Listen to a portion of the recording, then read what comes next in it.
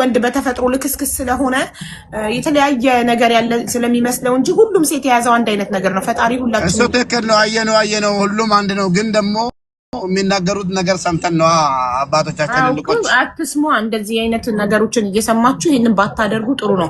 ካለበለዚያ የራሳችሁ ህይወት ነው እየከፋ የሚመጣው። ለምን ሴቶች አሁን አሲድ መድፋት ጀምረዋል።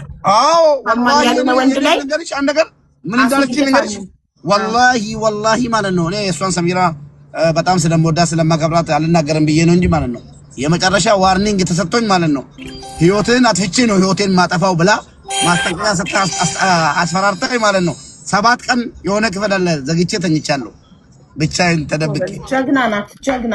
የሴቶች ጉዳይ ይቆራል። አሁን ደግሞ እቺ መጣ ቤት ውስጥ ማለት ነው ምስቱ መጀመሪያ አይዲ ያለች ነበር። እኔ ለፖሊስ ደውል ምስቱ ነኝ ስትል ድንግጥ እቺ ማለት ነው ምን ማለት ነው አለችኝ።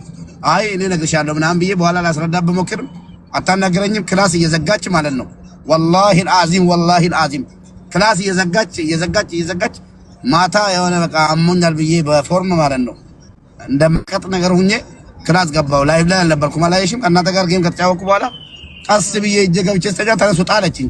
አይ አሞኛል ምናምን ብለ ያንቀጠቀጠኝ ነው ስላት ዝም ብላ እያየችኝ ነበር። እዛ ጎበዝ ናት ጀግና ናት።